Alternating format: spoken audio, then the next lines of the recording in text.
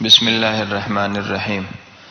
15ویں سپارے کا آغاز ہو رہا ہے سورۃ الاسراء۔ اسراء کے معنی رات کو لے جانا۔ اس سورت میں اس سفر کا ذکر ہے جس میں حضور صلی اللہ علیہ وسلم رات کے وقت تشریف لے گئے تھے، یعنی معراج کا سفر۔ یہ حضور کریم صلی اللہ علیہ وسلم کا معجزہ ہے بہت بڑا، اور اس سورت کی پہلی آیت میں اسی کا ذکر ہے۔ احادیث میں اس کی بڑی تفصیلات آئی ہیں۔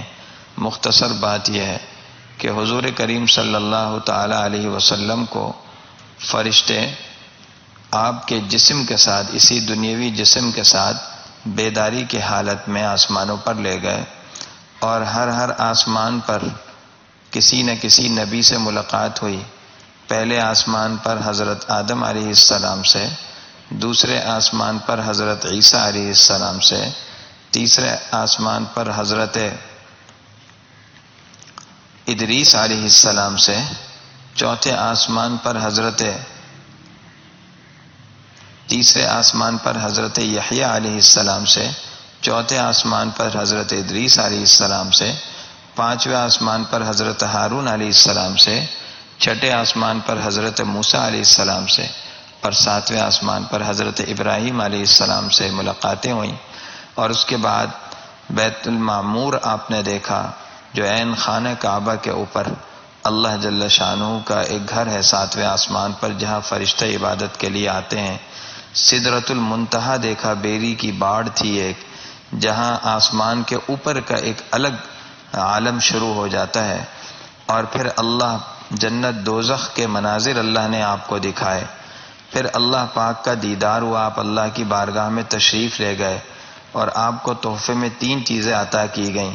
سورہ بقرہ کی آخری آیتیں، 50 نمازیں جو بعد میں 5 کر دی گئیں اسی رات، اور تیسری بات یہ اعلان کہ جو بھی شرک نہیں کرتا ہوگا ایک وقت آئے گا اللہ اسے معاف فرما دیں گے۔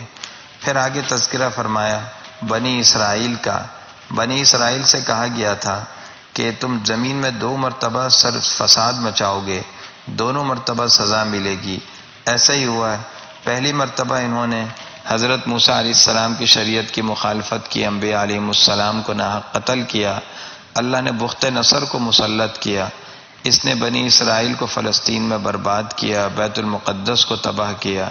چند یہودی ہزاروں کی تعداد میں بس زندہ رہ گئے، پھر باقی کو ان کو قیدی بنا کر اپنے ساتھ بابل لے گیا۔ پھر بنی اسرائیل دوبارہ خوشحال ہوئے، اللہ کے حکم سے ان کو فراوانی حاصل ہوئی، دوبارہ انہوں نے وہی کرتوت شروع کر دیے۔ تو حضرت عیسیٰ علیہ السلام کے زمانے میں یہودیوں کی بدعمالیوں کی وجہ سے اللہ نے ایک رومی بادشاہ کو ان پر مسلط کیا، جس نے ان کو برباد کیا۔ قرآن کہتا ہے وَإِنْ عُدْتُمْ عُدْنَا، دوبارہ تم کرو گے تو ہم بھی ایسا ہی سلوک کریں گے۔ یہی ہوا، انہوں نے پھر سرکشی کی حضور صلی اللہ علیہ وسلم کے زمانے میں۔ پہلے مدینے سے ان کو خیبر نکالا گیا، اور حضرت عمر رضی اللہ عنہ کے زمانے خلافت میں ان کو خیبر سے بھی آگے بھیج دیا گئے، خیبر سے بھی نکال دیے گئے، جزیرہ عرب سے باہر کر دیے گئے۔ آگے فرماتے ان ھذا القرآن یہدی للتی ہی اقوم، قرآن ایک جامع مضبوط کتاب ہے، ایک مستحکم کتاب ہے، ایسا راستہ بتاتی ہے، یا قرآن ایسا راستہ بتاتا ہے جو بالکل سیدھا ہے اور منزل مقصود تک پہنچاتا ہے۔ اس کے بعد اللہ تعالیٰ نے ایک اصول بیان کیا دنیا اور آخرت میں کام کے حوالے سے۔ فرمایا من کان یرید العاجلہ، اگر کوئی دنیا کے لیے کوئی کام کرے گا، دنیا چاہتا ہے، عجلنا لہ فیہا، تو اس دنیا میں ہم اسے نقد انعام دے دیں گے، لیکن وعدہ نہیں ہے سب کو دینا۔ ما نشاء لمن نشاء، جس کو چاہیں گے دیں گے اور جتنا چاہے دیں گے۔ ثم اس کے بعد ہم اسے جہنم بھیج دیں گے، آخرت میں جہنم میں داخل ہوگا، یصلاھا مذموما مدحورا، اس میں رسوائی ذلت کے ساتھ رہے گا۔ اگر آخرت مقصد ہے تو اللہ تعالی پھر ایسے آدمی کی بڑی قدردانی کرتے ہیں۔ 4 شرطیں ہیں۔ پہلی شرط ومن اراد الآخرہ، نیت میں اخلاص و آخرت مقصد ہو۔ دوسری شرط وہو مؤمن، ایمان بھی ہو، کوئی نیک عمل ایمان کے بغیر قبول نہیں ہے۔ تیسری شرط یہ ہے وسعی لہا، محنت بھی کرے، صرف نیت اور دعا کافی نہیں ہے، کوشش کرے، سعیہا، یہ چوتھی شرط ہے، جیسے کوشش ہونی چاہیے ویسی کوشش کرے، یعنی شریعت اور سنت کے مطابق۔ پھر فَأُولَٰئِکَ كَانَ سَعْيُهُم مَّشْكُورًا، ایسے لوگوں کی عبادت اور محنت کی اللہ کے یہاں قدر ہے، اللہ ضائع نہیں کریں گے۔ اس کے بعد اللہ کچھ ہدایتیں دے رہے ہیں، فرمایا اللہ کی عبادت کرنی ہے اور والدین کے ساتھ حسن سلوک کرنا ہے۔ اس دنیا میں یاد رکھیے سب سے بڑا حق ماں باپ کا ہے، استاد سے بھی زیادہ، شیخ اور پیر اور بزرگ سے بھی زیادہ، سب سے زیادہ اطاعت اور خدمت کے اہل والدین ہیں۔ قرآن کہتا ہے لا تقل لہما اف، اف بھی نہ کہو ان کو، اس سے بھی کوئی چھوٹی بات ہوتی تکلیف کی تو وہ بتائی جاتی، تو جیسے ہماری کہتے ہیں تف، تف ہے تم پر، یہ کہنے کی بھی اجازت نہیں ہے۔ والدین کے لیے دعا کیا کرو، دنیا میں ان کے ساتھ اطاعت، خدمت اور عاجزی کے ساتھ رہو، اور دعا کرو رب ارحمہما کما ربیانی صغیرا، اللہ میں چھوٹا تھا ان نے مجھے پالا، آپ ان پر رحم فرمائیے۔ یہ دعا ان کی زندگی میں بھی ہو، ان کے وصال کے بعد بھی ہو۔ آگے کہا اولاد کو تنگ دستی کے ڈر سے قتل نہیں کرنا۔ پھر مزید احکامات دیے، زنا سے بچو، قتل سے، یتیم کا مال کھانے سے، اور وعدہ پورا کرو، ناپ تول میں احتیاط کرو، جس چیز کا علم نہ ہو اس میں نہ پڑو، اور زمین پر اکڑ کر نہ چلو۔ اور ایک بات کہ ان السمع والبصر والفؤاد کل اولئک کان عنہ مسئولا، یہ بات ذہن میں رکھنا، یہ اعضاء ملکیت نہیں ہے، امانت ہے۔ قیامت میں ناک، کان، آنکھوں کے بارے میں اللہ کے یہاں سوال ہوگا، ان کو صحیح استعمال کیا تھا یا غلط استعمال کیا۔ اس کے بعد مشرکوں کا حال ذکر ہے، سمندر میں بغرض تجارت سفر کرتے تھے، طوفان یا ہوا میں جہاز پھنس جاتے، کشتی پھنس جاتی، اللہ کو پکارتے تھے۔ اس وقت میں اپنے دوسرے خداؤں کو بھول جاتے تھے، جب اللہ نجات دیتے تو ناشکری کرتے ہوئے پھر برے کام کر دیتے، حالانکہ جس اللہ نے سمندر سے نجات دی وہی خدا خشکی میں کہا زمین پر دھسا بھی سکتا ہے، اور وہی خدا آندھی کا عذاب بھی لا سکتا ہے۔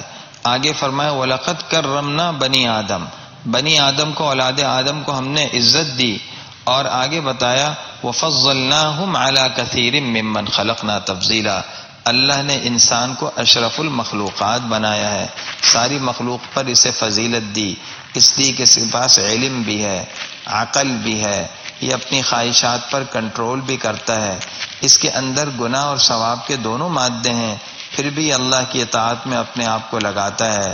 فرشتوں کے اندر گناہ کا سرے سے مادہ ہی نہیں ہے، اس لیے انسان بسا اوقات فرشتوں سے بھی افضل ہو جاتا ہے۔ آگے 5 نمازوں کا حکم ہے، پھر خاص طور پر تہجد کا حکم دیا، وَمِنَ اللَّيْلِ فَتَہَجَّدْ بِهِ نَافِلَةً لَكَ۔ حضور صلی اللہ علیہ وسلم پر بعض حضرات نے کہا تہجد فرض تھی، یاد رکھیے کچھ وقت تہجد پڑھنے کا اہتمام کرنا چاہیے۔ اگر آدمی صبح رات کو اٹھ کر نہ پڑھ سکے تو سونے سے پہلے پڑھ لے، حدیث سے معلوم ہوتا ہے کہ سفر میں، تھکاوٹ میں، ایسے موقع پر اگر آدمی رات میں بھی تہجد پڑھے گا تو اللہ سے امید ہے اس کو اس کا ثواب عطا کریں گے۔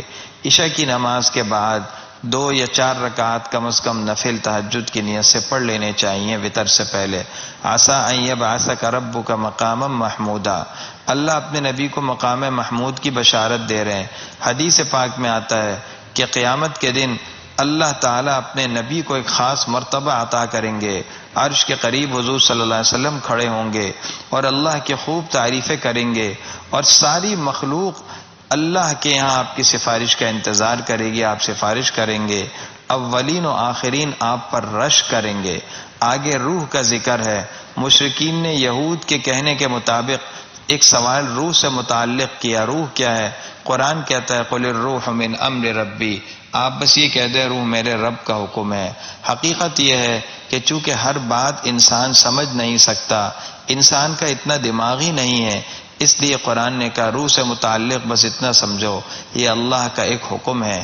جب وہ حکم انسان کے جسم سے متعلق ہو جاتا ہے تو کہا جاتا ہے کن ہو جا، تو انسان زندہ ہو جاتا ہے، چلنا پھرنا بولنا شروع کر دیتا ہے، اور جب اللہ کا وہ حکم اس جسم سے الگ ہوتا ہے تو کہتے ہیں روح نکل گئی، اب انسان ختم ہو گیا۔ اس کے بعد سورہ کہف شروع ہو رہی ہے۔ سورہ کہف میں اصحاب کہف کا واقعہ ذکر ہے۔ کہف غار کو کہتے ہیں، یہ واقعہ اللہ کی قدرت کی ایک زبردست نشانی ہے۔ ایک ظالم اور مشرک بادشاہ دقیانوس کے زمانے میں چند نوجوان توحید کے قائل تھے۔ یہ بادشاہ انہیں پریشان کیا کرتا تھا، تو آخر کار یہ نوجوان اپنے ایمان کو بچانے کے لیے ایک غار میں جا کر چھپ گئے، اور اللہ نے اس غار میں ان پر ایک گہری نیند مسلط کر دی۔ 309 سال تک یہ غار میں سوتے رہے۔ اللہ کی قدرت کی نشانی، اللہ کی شان کہ 309 سال کے بعد جب بیدار ہوئے تو جسم بالکل صحیح سالم محفوظ۔ بھوک لگی، ایک ساتھی کو کہا کھانا لاؤ، جب وہ سکہ لے کر گیا، اب یہ 300 سال پرانا سکہ وہاں کیسے چل سکتا تھا؟ بڑی حیرانگی ہوئی۔ آخر کار لوگوں کو پتہ چلا وہ ظالم بادشاہ تو مر گیا تھا، اس وقت ایک نیک بادشاہ تھا۔ لوگوں نے ان کا خوب اس بادشاہ نے اعزاز و اکرام کیا، اور جب ان نوجوانوں کا پھر انتقال ہو گیا تو بادشاہ نے ان کی یادگار میں ایک مسجد تعمیر کروائی۔ یہ واقعہ اللہ کی قدرت کی زبردست نشانی۔ اللہ اسی طرح مرنے کے بعد بھی زندہ کر سکتے ہیں۔ اللہ چاہیں تو اتنے عرصے تک انسان کو سلا سکتے ہیں، اس کے لیے کوئی کام مشکل نہیں ہے۔ آگے قرآن کہتا ہے کہ لوگ اس بحث میں پڑھتے ہیں کہ اصحاب کہف کی صحیح تعداد کیا ہے۔ فرمایا قل ربی اعلم بعدتہم، آپ کہہ دیجیے اصل تعداد اللہ کو معلوم ہے، ما یعلمہم الا قلیل، چند ہی لوگوں کو اللہ نے اس کا علم دیا۔ بعض علماء کا کہنا ہے کہ حضرت عبداللہ بن عباس رضی اللہ عنہ کو بھی جناب رسول اللہ صلی اللہ علیہ وسلم کی طرف سے یہ بات پتہ چلی، اور ان کی رائے یہ تھی کہ اصحاب کہف 7 تھے، 8واں ان کا کتا تھا۔ اس کے بعد ایک اور واقعے کا ذکر ہے۔ مشرکین مکہ نے کہا کہ جی ہم ایمان تو آپ پر لیں، آپ کی باتیں تو سنیں، لیکن آپ کے ساتھ جو لوگ ہیں یہ معاشرے کے گرے پڑے لوگ ہیں، یہ لوئر کلاس طبقہ ہے، ہم ان کے ساتھ بیٹھ کر آپ کی بات سنیں گے تو ہمارے لیے عار ہے، ان کو مجلس سے اٹھا دیا کریں۔ حضور صلی اللہ علیہ وسلم کے دل میں ذرا خیال آیا یہ ساتھی تو ہر وقت کے ہیں، ان کو برا بھی نہیں لگے گا، اچھا میں ان مشرکین کے لیے الگ سے مجلس منعقد کر دوں۔ اللہ نے منع کیا، وَاصْبِرْ نَفْسَكَ مَعَ الَّذِينَ يَدْعُونَ رَبَّهُمْ بِالْغَدَاةِ وَالْعَشِيِّ يُرِيدُونَ وَجْهَهُ، نبی اپنے آپ کو انہی لوگوں میں جمع کر رکھیے جن کا وظیفہ، جن کا کام صبح شام اللہ کو پکارنا ہے اللہ کی رضا کے لیے۔ کتنی بڑی شان ہے۔ کون صحابہ تھے؟ حضرت عمار، حضرت عبداللہ بن مسعود، حضرت بلال، حضرت صہیب رومی رضی اللہ عنہم اجمعین۔ اللہ کہتے ہیں نہیں، ان کو کبھی حقیر نہ سمجھا جائے۔ یاد رکھیے جو لوگ دین پڑھنے پڑھانے میں یہ اللہ کے ذکر میں مشغول ہیں، یہ معاشرے کا سب سے کارآمد پرزہ ہیں، ان کے دم سے معاشرہ آباد ہے، ان کے دم سے ہم پر سے عذاب ٹلا ہوا ہے، رکا ہوا ہے، کبھی ان کو حقیر نہ سمجھا جائے۔ اس کے بعد 2 باغ والوں کا واقعہ بیان کیا۔ 2 آدمی تھے، ایک کو تو اللہ تعالی نے خوب باغات دیے، دولت دی، یہ دونوں دوست تھے۔ اب اس کافر کو غرور آ گیا، مومن نے بہت سمجھایا، ارے اپنی حیثیت دیکھو، تم ایک نطفے سے پیدا ہوئے، اب یہ دولت ملی شکر کرو، نعمت ہو، باغ میں جاؤ، کہو ماشاء اللہ لا قوت الا باللہ۔ اس کے دماغ میں بس یہی خیال تھا کہ میرے پاس دولت ہے، یہ ہمیشہ رہے گی، اور یہ میرا اپنا کمال ہے۔ آخر وہی ہوا جس سے اس کو ڈرایا گیا تھا، یہ سارا کا سارا باغ برباد ہو گیا، ایسا عذاب آ گیا کہ اس باغ کا نام و نشان بھی نہیں رہا۔ پھر قرآن کہتا ہے المال والبنون زینت الحیات الدنیا، یہ مال، یہ اولاد جس میں ہم اپنے آپ کو لگائے ہوئے ہیں، یہ دنیا کی زندگی کی زینت ہے، دنیا کی زندگی کا بہلاوا ہے، کھیل تماشا ہے۔ والباقیات الصالحات خیر، اللہ کے یہاں ثواب کے اعتبار سے باقیات صالحات بہتر ہیں، باقی رہنے والے کلمات سے اعمال صالحہ مراد ہیں، 5 وقتہ نمازیں، دیگر اعمال۔ اسی طرح ذکر اذکار، حدیث میں اس کی تفسیر سبحان اللہ والحمد للہ ولا الہ الا اللہ واللہ اکبر سے بھی آئی ہے۔ پھر جب مجرمین قیامت میں پیش ہوں گے، قرآن کہتے ہیں دل دھڑک رہے ہوں گے اور کہیں گے ایک نیکی بھی اور ایک گناہ بھی اس رجسٹر سے غائب نہیں ہے جو ہم نے حرکت کی، ارے ہماری کمبختی، یہ ساری حرکت اس کے اندر موجود ہے۔ وَوَجَدُوا مَا عَمِلُوا حَاضِرًا، جو کیا ہوگا آج سامنے نظر آئے گا۔ اس کے بعد حضرت خضر اور حضرت موسیٰ علیہ السلام کا واقعہ بیان کیا۔ حضرت موسیٰ علیہ السلام سے کسی نے پوچھا تھا روئے زمین پر کیا آپ سے بڑا عالم ہے؟ کہنے لگے نہیں، اور واقعتاً وہی سب سے بڑے عالم تھے، لیکن اللہ نے تنبیہ فرمائی آپ کو یوں کہنا چاہیے تھا کہ اللہ بہتر جانتے ہیں، اللہ کو پتہ ہے۔ پھر ہمارے ہاں پھر کہا ہمارے ایک بندے ہیں جہاں دو دریاؤں کا سنگم ہے، وہاں جہاں دو دریا ملتے ہیں وہاں ان کے پاس جائیں۔ خضر علیہ السلام حضرت موسیٰ ان کے پاس گئے اور کہا میں آپ کے پاس علم حاصل کرنے کے لیے رہنا چاہتا ہوں۔ حضرت خضر نے کہا مشکل ہے، کہا نہیں میں ساتھ رہوں گا، کہا ٹھیک ہے میں کوئی کام کروں اس پر اعتراض نہ کرنا۔ حضرت خضر علیہ السلام نے 3 کام کیے، کشتی کا تختہ اکھاڑا، بچے کو قتل کیا، بغیر اجرت دیوار ٹھیک کی۔ یہ کام چونکہ شریعت کے خلاف تھے پہلے 2 خاص طور پر، اس لیے حضرت موسیٰ علیہ السلام نے اس پر سوال کیا تو حضرت خضر علیہ السلام نے کہا کہ آپ ساتھ نہیں رہ سکتے، ہاں مقصد بتا دیتا ہوں۔